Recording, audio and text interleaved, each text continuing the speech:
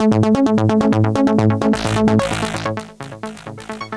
another interview with our Vocators panel. We've been meeting many candidates who are running for different levels in this upcoming election that we're just days away. Today we do have State Representative David LaGrand, who is running for State Senate in District 30th. He is here to speak to us about different issues he would be proposing or focusing on and how his experience as representative has been going so far. Thank you so much for your time. We know we're days away. Yeah, so glad to be here though. Yeah. So I just wanted to start off by asking, how has your experience as representative been so far?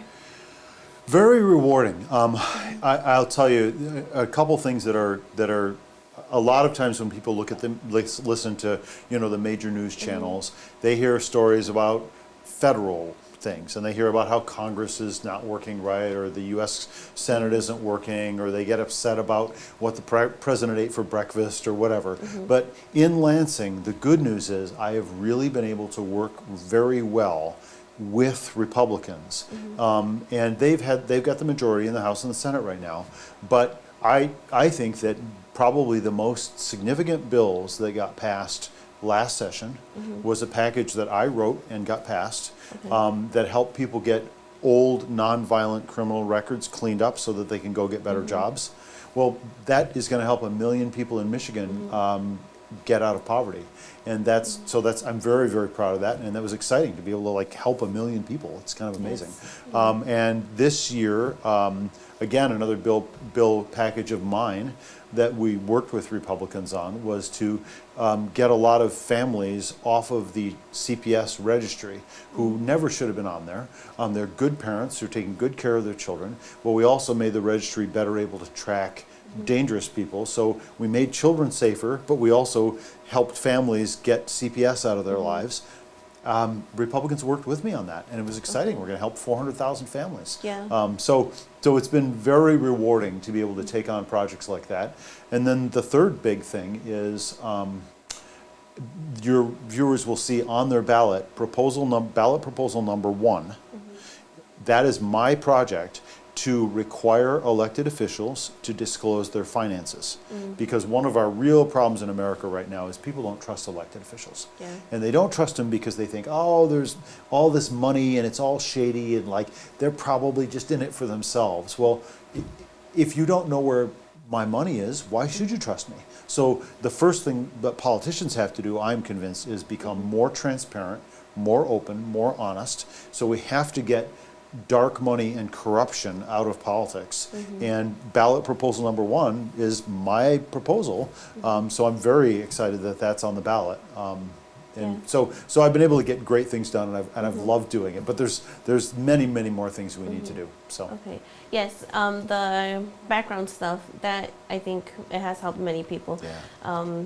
I think that's just great. Yeah. In little words, it's great. I'm so proud of that. Because I know that there's a lot of people who have been struggling with housing, jobs, education, anything. Right.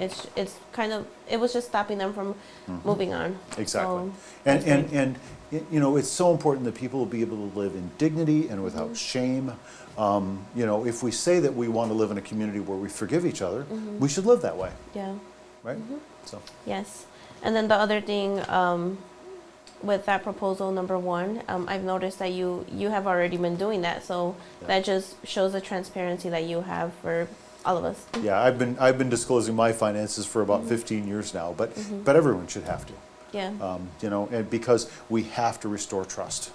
Our democracy is at a very, very fragile point right now, and I think it's really important that we remember to work with people who disagree with us without anger and hate and fear, but also that elected officials work on becoming more transparent.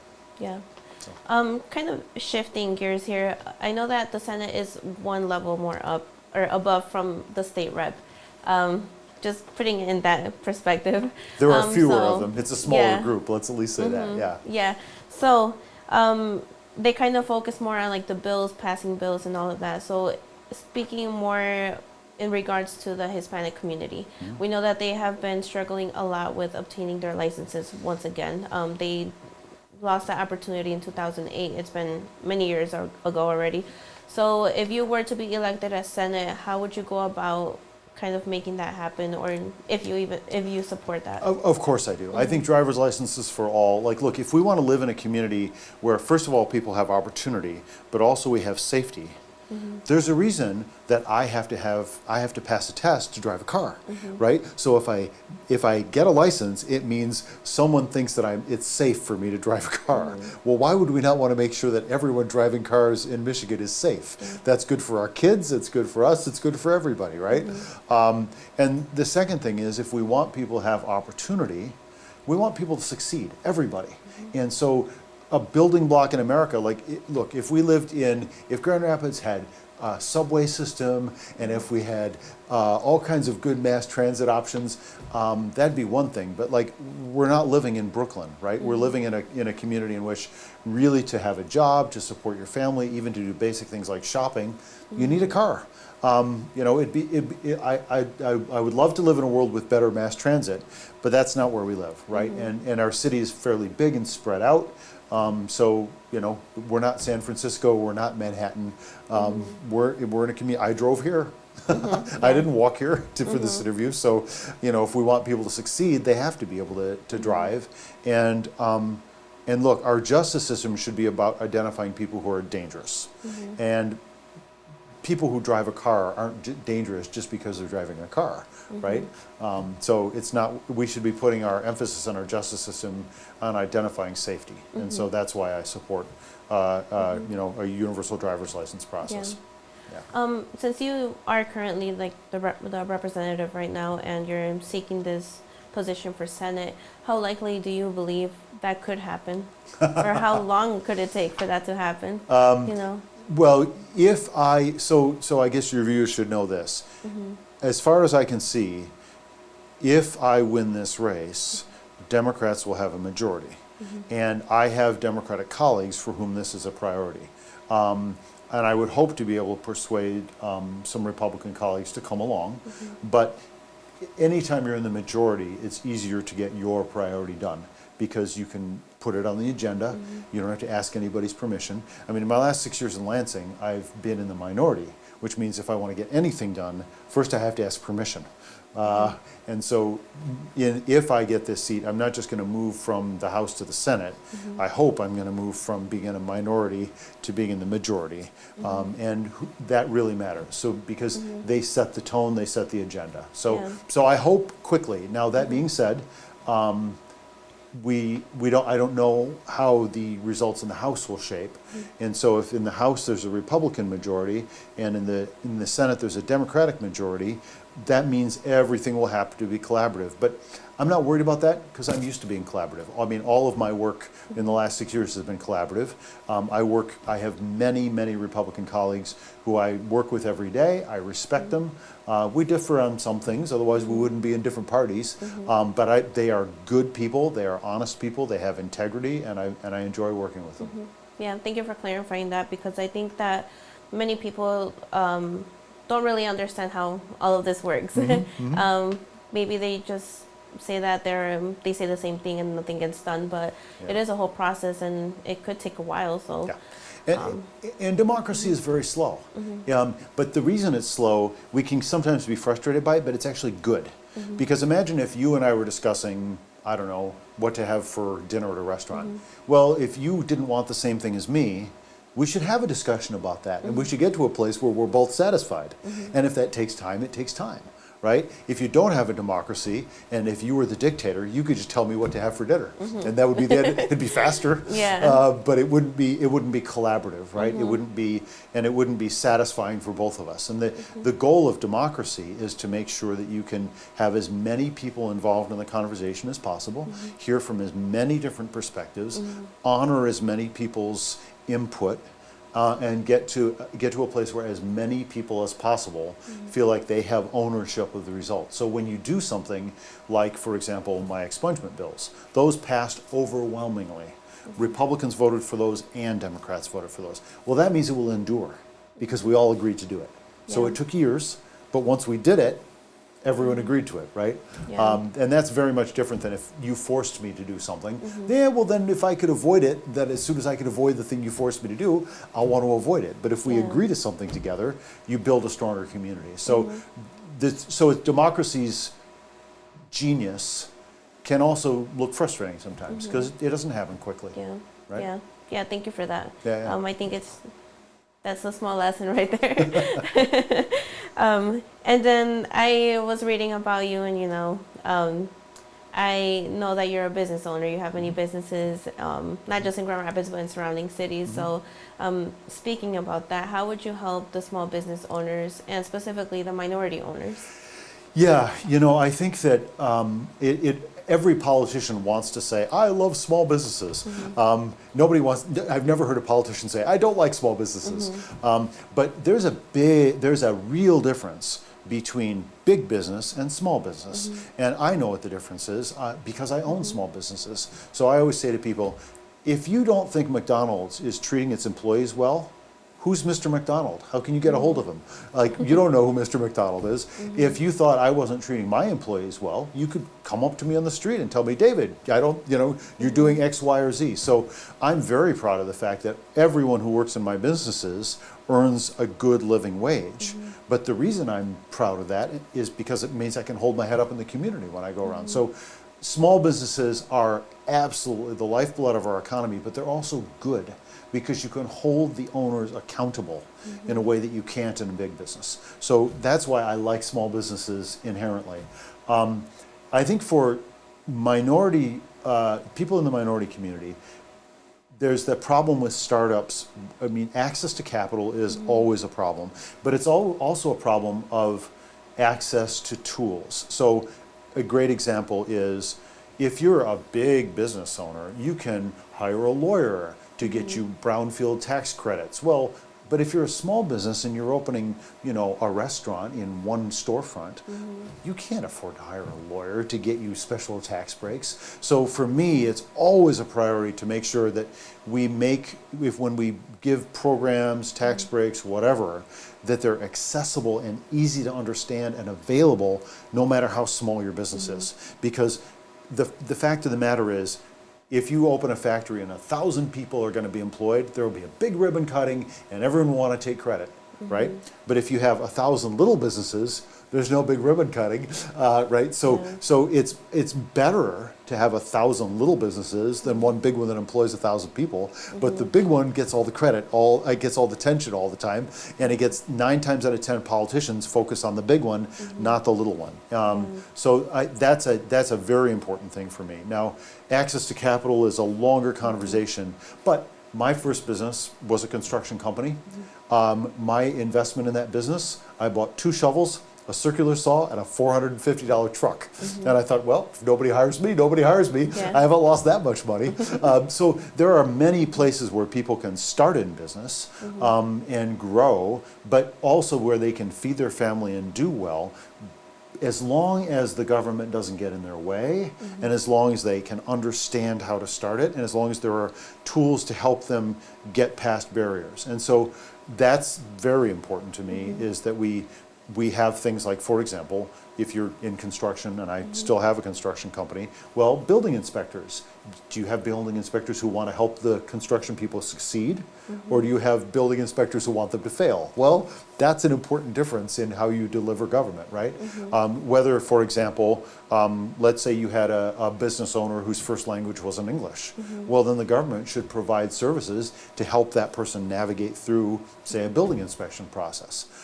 So having language shouldn't be a barrier to people succeeding, and the government is obliged to help everybody in the community, not just the people who speak English, for example, right? Yeah. So, And that was one of the main things too, because I know that there's that language barrier, and then there's a lot of small businesses that are just starting and they can't find resources, they don't know where to go, and they ultimately just don't go forward, or they open it and they lose it. So yep, exactly.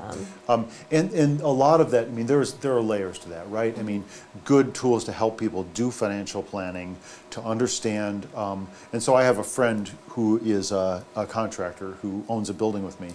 And when people come and try to work for him, he tells them, well, how about you start a business and you subcontract with me? Because then you'll have your own business. And he teaches them how to, and so I'm very proud of him for doing this. I see him do this all the time. He teaches people no, don't come work for me. make your own company, and then the company could work on my project, and then he helps them figure out finances and figure out, I mean, because there's lots of things to navigate, right? Payroll can be complicated, and whether people are independent contractors or not independent contractors, and how you get insurance and all of those things. If you don't know that you need insurance, well, then you could easily fail. If you don't know that you need to have a contractor's license, you could fail. If the only way you can take that test requires that you have a very, very good working knowledge of English, well, that's a barrier too, right? So there are so many places where we have to think, what if I didn't have all of the things I had? Well, then how would I succeed? And if you want to live in a world where we all succeed, you want to live in a world where we're all trying to constantly help each other and build each other up. So politics is not the only answer. Let's remember that, right? It's people in the community helping other people in the community. The government can only do so much, right? It's much more, my friend Nate and his work helping other people start businesses is really, really important, and that's not a government program. Yeah. Yeah. Thank you for that. And I also know that you were a former assistant prosecutor. So, and I know that you focus a lot with the domestic violence. So, within that, how would you kind of combat that as a higher level, I guess, as Senate? Yeah, I mean, I think that awareness is really important because domestic violence is something that lived in the shadows for a long time, and it's a very important cultural thing that we not act like it's ever okay. Also, we give support to survivors and have them tell their stories and lift them up. But it's also true that I think that it's very, very important that we always think, how can we make the community safer? So any program that will make the community safer, I'm going to support. But you have to study and see what works and what doesn't work. And we do that all the time for, say, medicine, right? Like if you want to have a new drug, you test it and you do studies and you have data and you're pretty sure about whether that drug is safe or not before anybody takes any. Our justice system, we don't do nearly enough studying and testing what the outcomes are of doing this instead of this. So a single example, we all know that there's been a real mental health crisis in the community in the last couple of years. Well, in Denver, they have better training now for their 911 operators, and that means they don't always have to call the police if there's a 911 call, because some of those are just mental health calls. They're calls for help from people who have a mental health crisis. Well, you don't need to send out somebody with a gun to somebody who's having a bad day and is in distress, right? Maybe you can better send out a social worker, and maybe you can how you answer that phone call can have a completely different outcome. Well, the same thing is true for domestic violence, right? If we don't empower the people who are survivors to speak out, if we don't name the problem, if we don't appropriately respond at every step of the juncture, it's always a problem. So one of the things, for example, in domestics that you have to acknowledge is that a lot of times these are people who have a connection to each other, they're in a relationship. Well, they may be in a relationship after the case is over. So ongoing services to help people change the dynamic of their relationship is really, really important. So that's something I think that we could certainly pay more and better attention to. Yeah. We can always do better at everything, right? Government could always do better. Businesses could always be better. We should always be improving everything. And so that's an area where there's certainly room for improvement, which doesn't mean people aren't trying hard right now. People are trying hard, but of course we can always do better. Yeah, and it's interesting that you mentioned the aftermath. If they do get in the relationship once again, how sometimes there's no more assistance after that. It's kind of like, okay, that was their decision, we're just going to leave them. But I think it is important to give them more resources and kind of let them know, like, hey, if this has been happening this long, it will most likely keep happening. So well, and also when you think about children, I mean, I think that's one place where we don't really think through trauma to children very well. So with children, we spend a lot of time focusing on, can they read? Like, how are they doing in school? Which is all good. But we also have to be thinking, okay, if a child has been in a house where there's been domestic violence, two things. First of all, that child is going to be experiencing stress today, and that may affect their school, it may affect a whole bunch of other things. But it also means they might grow up to think, oh, that's how relationships work, right? So identifying breaking those cycles we can see those cycles happening, and we can see them repeating themselves again and again and again. Well, getting in at the front end and thinking, all right, we know there are, when you talk about people being at risk, and this is something that the juvenile justice system is learning to do very much better, is, okay, you sort of do an assessment, you have a checklist, and you're like, all right, is this stress happening in this kid's life? Is this stress happening? Is this stress happening? And then you can start addressing those needs. Well, so I often say, if we right now our justice system is failure-based. We're like, you did something bad, we're gonna do this to you. If we had a success-based justice system, where we're like, how can we help you succeed? You fell down, you did this bad thing, this was bad, but you're still a member of the community. How do we make you a success instead of a failure?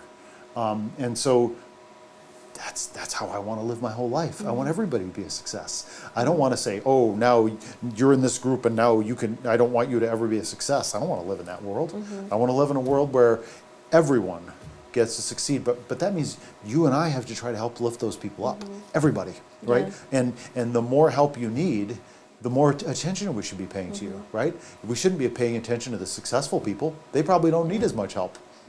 So yeah, and then the other thing with violence too is the firearms and how that has greatly impacted, tragically impacted all of us, especially children, parents, schools, everything. So speaking of that, how, as a representative right now, and if you were to be elected as Senate, how or what would you do within the firearm situation? Sure. So let me give you two answers to that. One is me as a politician, and the other is me as a human being and a member of our community.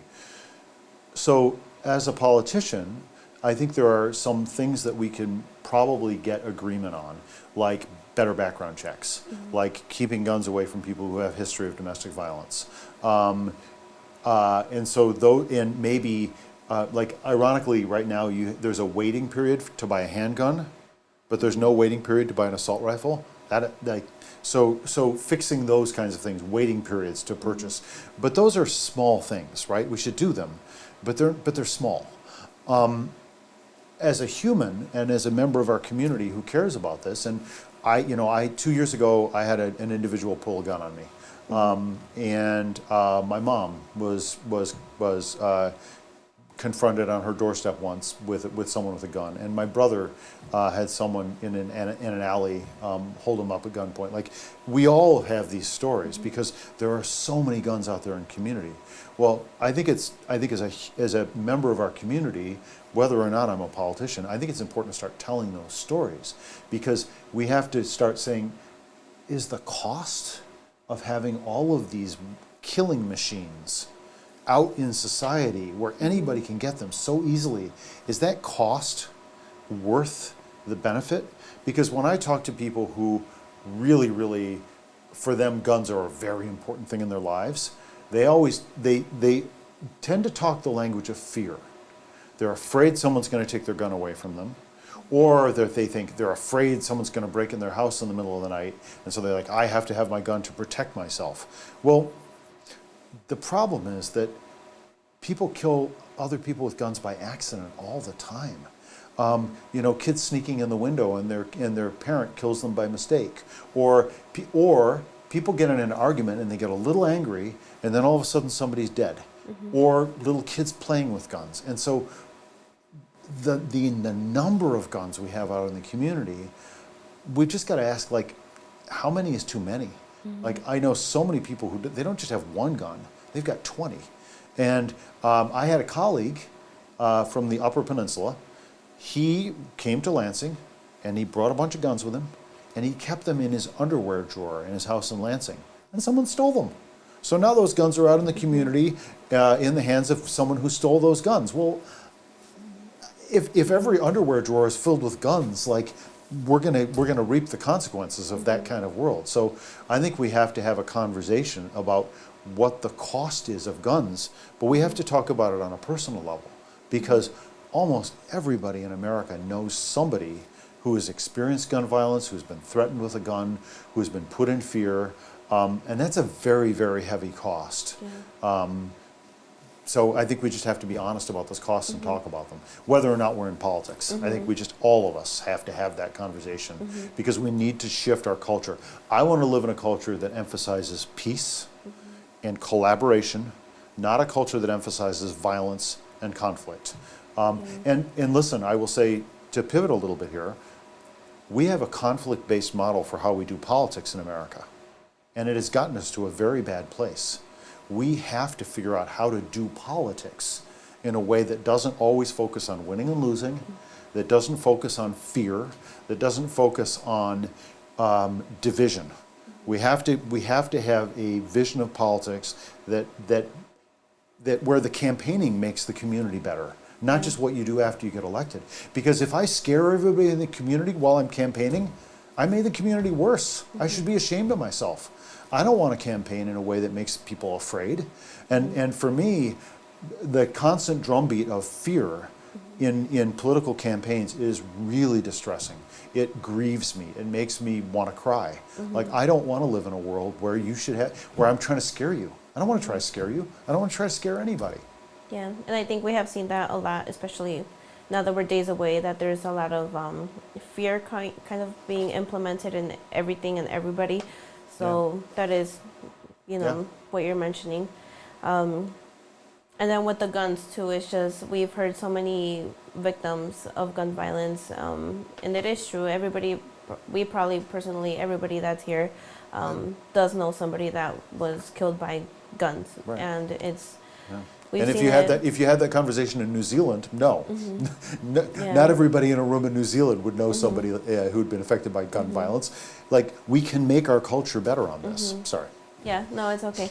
It's interesting because it's just living here in Grand Rapids, we've seen that there's been an increase in everything. So there's also juveniles being involved. It's like a nonstop cycle that's been happening. So it is something that we all do and should be speaking about. Yeah, and actually, one of the things we got to be careful about, violence is there was a problem in COVID with an increase in violence, but in the last year or so, there's not been an increase in violence in Grand Rapids. So that's one of those fear tactics, like, oh my gosh, crime is out of control, and so that overblown. I mean, the reality is, if I didn't wake up in a neighborhood this morning where I felt unsafe, but it's important that we not give in to fear and we look at like what's really going on. Like, I'm not afraid being here. I'm not afraid when I go about my life in Grand Rapids. I haven't had a situation since that unfortunate one a couple years ago that made me feel afraid. I'm not afraid to walk around Grand Rapids. So we don't want to overplay the fear, because people who overplay fear will often try to then talk you into doing something that's bad for the community. Yeah. So fear is the first step to getting people to give up their freedoms. And to, look, there is a real movement in America right now to overthrow democracy. I'm sorry, but that's where we are. I mean, the Republicans are running a candidate for governor who says that she won't abide by the election. She won't promise that she will respect the results of an election. Well, if you're not willing to respect the results of an election, you don't belong in a democracy. That's a big problem.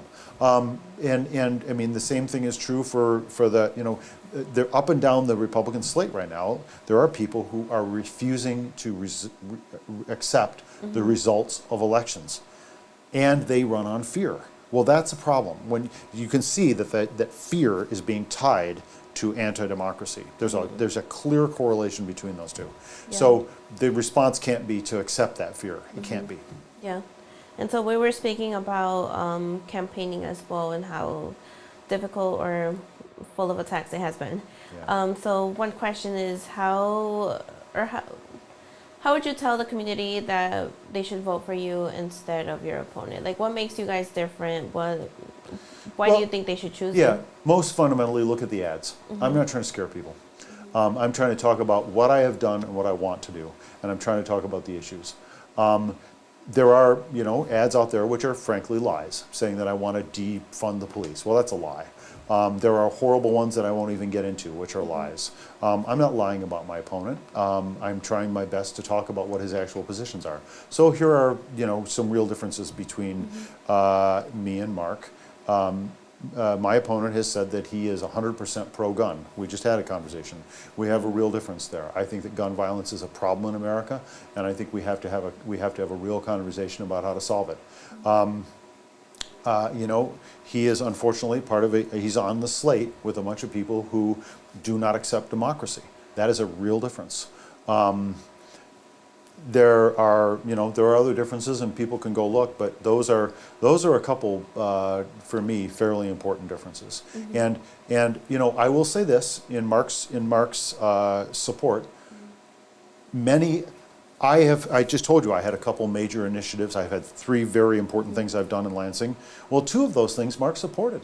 So I'm glad he supported my work in those areas. Unfortunately, he also was against financial disclosure. And that's unfortunate, because I think it's really important that politicians are responsible to the people. So he supported a plan to have politicians just report their finances to other politicians, Okay. which Yeah. isn't really disclosure. That's secret disclosure, which doesn't really make sense.